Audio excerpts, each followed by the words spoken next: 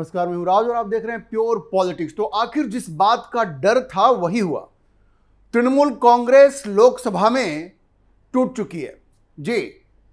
लोकसभा में 28 जो उसके सांसद हैं, उनमें से 20 सांसदों ने लोकसभा स्पीकर को पत्र लिख दिया है और कहा है कि हम लोग अलग बैठना चाहते हैं और हम लोग भारतीय जनता पार्टी के नेतृत्व वाले एनडीए का हिस्सा होना चाहते हैं और हमारा तृणमूल कांग्रेस का जो संसदीय दल है उससे हमारा कोई मतलब नहीं है। मतलब बड़ा स्पष्ट हो गया है कि जिस तरह से पश्चिम बंगाल की विधानसभा में रीता बनर्जी ने तृणमूल कांग्रेस के 60 विधायकों के साथ अलग बैठने का ऐलान कर दिया, एक अलग ग्रुप बना लिया, उसी तरह से लोकसभा में भी तृणमूल कांग्रेस के 28 में से 20 सांसदों ने लोकसभा स्पीकर को यह पत्र लिख दिया है कि भाई हमारा अब तृणमूल से कोई मतलब नहीं है और हम लोग अब अलग बैठना चाहते हैं और हम अब भारतीय जनता पार्टी के नेतृत्व वाली एनडीए को समर्थन करेंगे। अब देखिए, इसकी चर्चा तो काफी लंबे समय से हो रही थी। हम लोग भी आपको बार बार ये बता रहे थे कि तृणमूल कांग्रेस का टूटना बिल्कुल तय है, बिल्कुल तय है। जिस तरह से विधानसभा में पार्टी टूटी है उसी तरह से लोकसभा में भी टूटेगी और आपको यह भी बता रहा हूं कि यह पार्टी राज्यसभा में भी टूटने वाली है। एक राज्यसभा के सांसद ने इस्तीफा दे दिया है, दूसरा इस्तीफा देने वाली है। वैसे राज्यसभा में उनके 13 सांसद हैं। अब खबर यह है कि उनमें से 9 सांसद टूट के अलग होना चाहते हैं। मैं भी आपके उस बारे में विस्तार से बताऊंगा, लेकिन पहले यह बताऊं कि लोकसभा में यह जो खेला हुआ यह अपने आप में बड़ा महत्वपूर्ण है, क्योंकि यह दिखाता है कि ममता बनर्जी की पार्टी उनके हाथ से पूरी तरह निकल चुकी है। और देखिए, इस पूरे प्रकरण में पश्चिम बंगाल के जो नए मुख्यमंत्री हैं शुभेंदु अधिकारी, उन्होंने एक बड़ा रोल प्ले किया है। दरअसल सोमवार को जब दिल्ली में यह तृणमूल कांग्रेस के ये जो असंतुष्ट सांसद ने बैठक की, इन सांसदों ने जब बैठक की तो बैठक किसके घर हुई? वो हुई भारतीय जनता पार्टी के नेता भूपेंद्र यादव के घर पे। और आपको यह भी जानना चाहिए कि उस बैठक में शुभेंदु अधिकारी भी मौजूद थे। वो भी जाकर के उन लोगों से मिले। ये सारा जो प्रकरण है इसमें शुभेंदु अधिकारी ने एक बड़ी भूमिका निभाई है। देखिए, शुभेंदु अधिकारी कौन है? अभी वो भारतीय जनता पार्टी के मुख्यमंत्री हैं, लेकिन एक वक्त में वो ममता बनर्जी के सिपह सलार हुआ करते थे, नंबर 2 हुआ करते थे। इसलिए शुभेंदु अधिकारी ममता बनर्जी की हर कमजोरी से वाकिफ हैं और उनको ये मालूम है कि अगर तृणमूल कांग्रेस को तोड़ना है तो फिर किसको संपर्क करना है, किससे बातचीत करनी है। हालांकि उनको इस बार तोड़ने की जरूरत नहीं पड़ी है, लेकिन उनके तार सब जगह जुड़े हुए हैं। पश्चिम बंगाल में तृणमूल तो इसलिए टूट रही है क्योंकि वो न सिर्फ चुनाव हारी है, बल्कि ममता बनर्जी ने लोगों का विश्वास भी खो दिया है। लोगों का ही नहीं, खबर तो यह है कि अब जो तृणमूल कांग्रेस के जो कैडर हैं, जो सांसद हैं, विधायक हैं, वो भी उनको दीदी नहीं कह रहे हैं। पहले उनको दीदी कहा जाता था, लेकिन अब उनको दीदी नहीं कह रहे हैं। अब इनिशियल से उनको बुलाया जा रहा है, ममता कहा जा रहा है। तो समझिए कि वो विश्वास खो चुकी हैं, वो लोगों का सम्मान खो चुकी हैं और ये अब रिफ्लेक्ट हो रहा है। लोग देख रहे हैं इस चीज को और सारे जितने सांसद, विधायक, पार्षद हैं वो अब तृणमूल कांग्रेस से भागना चाह रहे हैं। ये तो आप गनीमत समझिए कि भारतीय जनता पार्टी ने एक नियम बना दिया है कि वो तृणमूल कांग्रेस से आए किसी भी व्यक्ति को भी अपनी पार्टी में नहीं लेंगे, वरना आप देखते कि पश्चिम बंगाल में पूरा का पूरा उनका जो कैडर है वो भारतीय जनता पार्टी में शामिल हो जाता। भारतीय जनता पार्टी इस बात को जानती थी, क्योंकि बंगाल में यह परंपरा है, जब सीपीएम चुनाव हार गई थी तो उसके सारे कैडर, उसमें गुंडे, बदमाश, मवाली, ये सारे लोग थे, ये सब तृणमूल कांग्रेस में आ गए और यहां आकर के उन लोगों ने वही सिंडिकेट राज चलाना शुरू कर दिया, वही कट मनी लेना शुरू कर दिया। तो ये वहां परंपरा रही है। भारतीय जनता पार्टी ने बहुत समझदारी दिखाई और ये नियम ही बना दिया कि इस वक्त वो लोग तृणमूल कांग्रेस से किसी को अपनी पार्टी में शामिल नहीं करेंगे।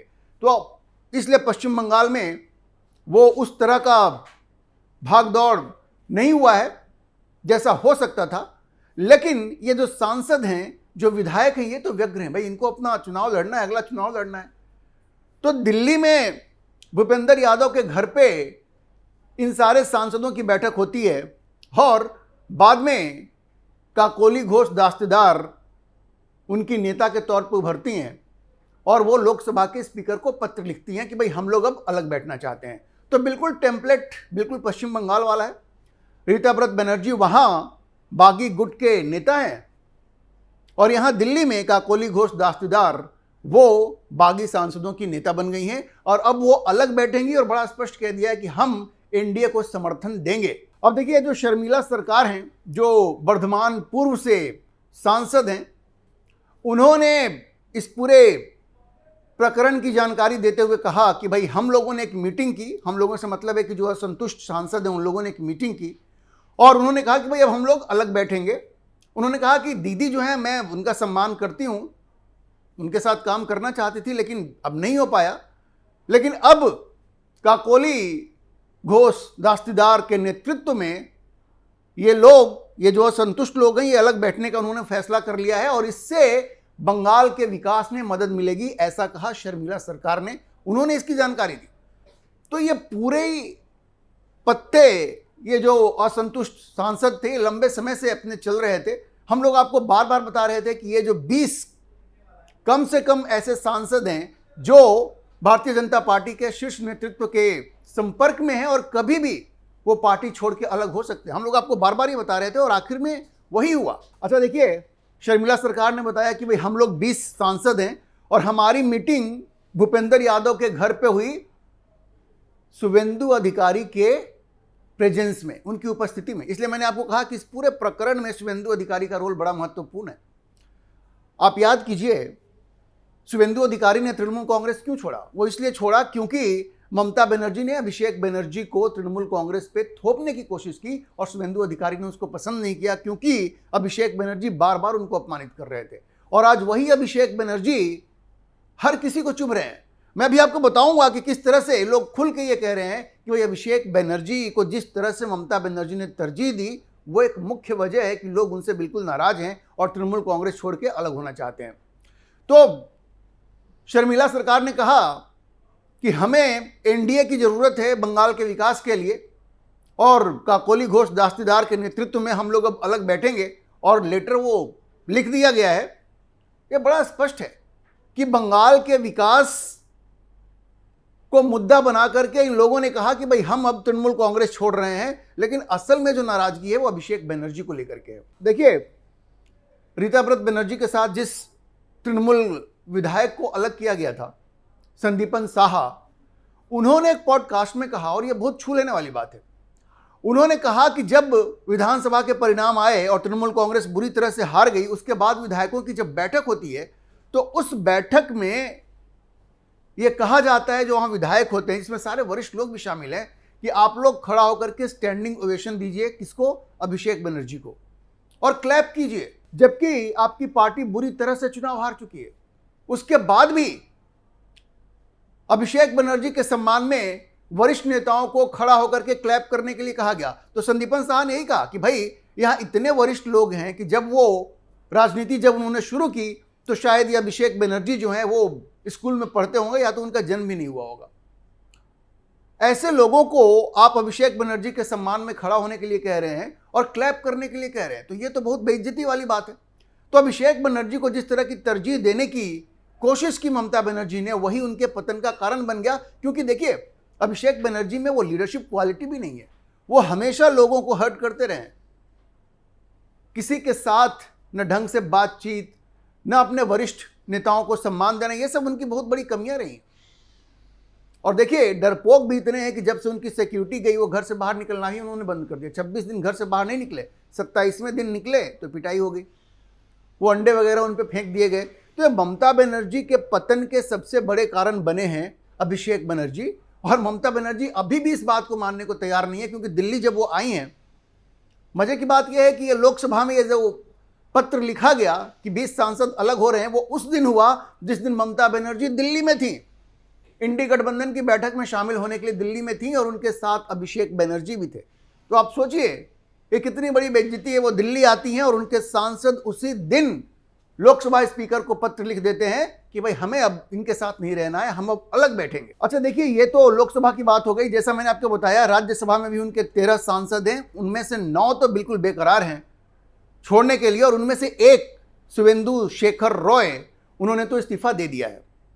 और कोयल मलिक कभी भी अपना इस्तीफा दे सकती है, मतलब 2 विकेट तो उनके बिल्कुल डाउन हो चुके हैं। एक ने तो इस्तीफा दे दिया है और एक के बारे में खबर है कि वो कभी भी इस्तीफा दे सकती हैं। वैसे कुल 9 ऐसे राज्यसभा के सांसद हैं जिनके बारे में खबर आ रही है कि वो बिल्कुल नाराज हैं और वो भी पार्टी छोड़ने के मूड में हैं। अच्छा, मजे की बात यह है कि जो शुवेंदु शेखर रॉय जो हैं, उन्होंने जो इस्तीफा दिया है उसको एक्सप्लेन करते हुए उन्होंने कहा है कि क्यों इस्तीफा दिया, उसकी वजह बताई है उन्होंने कहा कि तृणमूल कांग्रेस के शासनकाल में जबरदस्त भ्रष्टाचार हुआ, महिलाओं के खिलाफ अत्याचार हुआ, स्वास्थ्य, शिक्षा, industry, law and order, employment, ये सब के सब क्षेत्रों में सरकार कोई काम नहीं कर पाई और इसलिए मजबूरन हमें ये पार्टी छोड़ना पड़ रहा है। तो सब लोगों ने अलग होने का बहाना बना लिया। दरअसल बात यह है कि पश्चिम बंगाल में स्थिति ऐसी हो गई है कि लोग तृणमूल कांग्रेस के पार्षदों को देखते ही, उनके नेताओं को देखते ही उनको खदेड़ रहे हैं,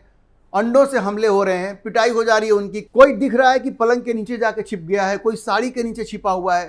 तो लोग इस कदर इनको चेज कर रहे हैं कि सब लोग डर गए हैं, पब्लिक इनके पीछे है। और दूसरे, जब से शुवेंदु अधिकारी ने यह कहा है कि इन लोगों ने जो भी भ्रष्टाचार किया है उसका हिसाब लिया जाएगा, तो चाहे वो पार्षद हो, विधायक हो, सांसद हो, सब डरे हुए हैं, क्योंकि पिछले 15 साल में इन लोगों ने एक अलग ही लेवल का वहां पे कुकर्म किया है, वहां पे भ्रष्टाचार किया है। और अब उनको इस बात का डर है कि शुवेंदु अधिकारी की सरकार उनको इस बात की सजा देगी, इसलिए ये सब लोग ममता बनर्जी का साथ छोड़ करके भाग रहे हैं। और इसी कड़ी में आपने देखा होगा, फाल्टा से उनके जो कैंडिडेट थे जहांगीर खान, जो मैदान छोड़ के भाग गए थे 2 दिन पहले और शुवेंदु अधिकारी की शान में कसीदे पढ़ रहे थे, उनकी प्रशंसा कर रहे थे, उस वक्त भी हम लोगों ने आपको बताया था कि दरअसल बात यह है कि वो डरे हुए हैं कि उनके कुकर्मों का हिसाब होगा, उनके भ्रष्टाचार का हिसाब होगा, इसलिए वो शुवेंदु अधिकारी की तारीफ कर रहे हैं। और देखिए, आज वो पकड़े गए, नेपाल भाग रहे थे, वो पकड़े गए। और ये भी उसी दिन हुआ जिस दिन ममता बनर्जी दिल्ली में थी और जिस दिन उनके 20 सांसदों ने स्पीकर को पत्र लिखा कि भाई हम अलग बैठना चाहते हैं। अब एक बात, इसकी गंभीरता को आप समझिए। जहांगीर खान पकड़े गए हैं, अब पुलिस इनको इंटेरोगेट करेगी, इनके सारे कुकर्मों के बारे में इनसे पूछताछ करेगी और इस बात की पूरी संभावना है कि ये अभिषेक बनर्जी का नाम लेंगे, ये ममता बनर्जी का नाम लेंगे। ये लोग जो भी गलत काम करते हैं तो उसका संबंध कहीं ना कहीं अभिषेक बनर्जी और ममता बनर्जी से होता है। ये तो आप समझ लीजिए, ये तो होता है, ये तो फैक्ट है। और इसलिए जहांगीर खान की गिरफ्तारी के बाद ये जो तलवार है ना, अभी अभिषेक बनर्जी के ऊपर लटक रही है गिरफ्तारी की, और ममता बनर्जी भी ज्यादा दिन तक नहीं बच पाएंगी। और देखिए, अभिषेक बनर्जी के ऊपर तो ये जो फर्जी सिग्नेचर का जो मामला है, नेता प्रतिपक्ष के लिए जो उन्होंने लिस्ट भेजी थी, उसमें जो फर्जी सिग्नेचर का मामला है, उसमें तो मामला और भी गंभीर हो रहा है। उनकी गिरफ्तारी की संभावनाएं प्रतिदिन बढ़ रही है, क्योंकि जो इन्वेस्टिगेशन हो रहा है उसमें विधायक ये कह रहे हैं, अभी तक 13 विधायकों से इंटरोगेशन उनका हुआ है, उनमें से 3 ने तो कहा है कि हस्ताक्षर तो मेरे है ही नहीं। और वो लेटर किसने भेजा था, किसके नाम से गया था? अभिषेक बनर्जी के नाम से गया था। तो दोषी तो फिर अभिषेक बनर्जी ही बनेंगे, गिरफ्तारी तो उन्हीं की होगी। फंसेगा कौन? अभिषेक बनर्जी फंसेंगे और बाद में इसकी आंच ममता बनर्जी तक भी पड़ेगी। तो ममता बनर्जी और अभिषेक बनर्जी, इन लोगों ने जिस तरह से लोगों को बेवकूफ बनाया है, भ्रष्टाचार में लिप्त रही हैं और फर्जी सिग्नेचर करने पे उतारू हो गई, तो उन सबों की कीमत चुकानी पड़ेगी और इन लोगों को जेल जाना पड़ेगा। अब देखिए, सीआईडी ने अभिषेक बनर्जी को कहा था कि सोमवार को आप हमारे सामने उपस्थित होइए, लेकिन ये दिल्ली चले गए। कहाँ? इंडी गठबंधन की मीटिंग थी, वहां भी इनकी भारी बेइज्जती हुई है, किसी ने इनको कोई भाव नहीं दिया, कोई भाव नहीं दिया इनको ये जो उम्मीद थी कि इंडी गठबंधन इनके पक्ष में खड़ी हो जाएगी और बोलेगी कि अगर ममता बनर्जी को सताया गया तो हम कोई एजिटेशन शुरू कर देंगे। ऐसा कुछ नहीं हुआ। सबने कह दिया कि भाई आपकी लड़ाई है, आप लड़िए, आपने भ्रष्टाचार किया है, आप भुगतिए इसको। तो ममता बनर्जी को वहां भी खाली हाथ लौटना पड़ा है। तो कलकत्ता से लेकर दिल्ली तक ममता बनर्जी के लिए कुछ भी अच्छा नहीं हो रहा है। वहां उनके विधायक भाग गए, वहां उनके पार्षद भाग गए, और अब दिल्ली में जहां वो आई थी इंडी गठबंधन की बैठक में भाग लेने, वहां से तो उनको निराशा हाथ लगी ही, उसी दिन उनके 20 सांसदों ने 28 में से 20 लोकसभा स्पीकर को लिख दिया। ये 2/3 की जो रिक्वायरमेंट होती है उसको ये संख्या पूरी करती है कि वो अब अलग बैठेंगे और बीजेपी के नेतृत्व वाली एनडीए को समर्थन देंगे। तो भारतीय जनता पार्टी के लिए तो बड़ी अच्छी खबर है। अब धीरे धीरे देखिए 20 इनके सांसद हो गए, 22 जो डीएमके के सांसद है जो कि कांग्रेस से अलग बैठने की बात कर चुकी है।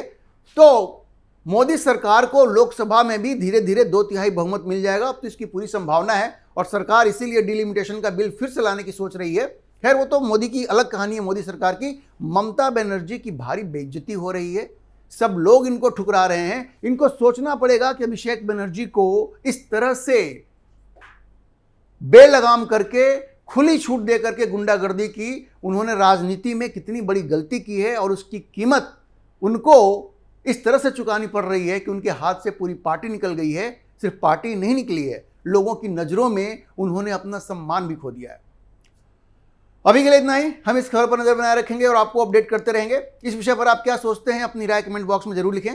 और अगर आपको वीडियो पसंद आया हो तो आप इसे लाइक करें, शेयर करें और हमारे चैनल को सब्सक्राइब जरूर करें।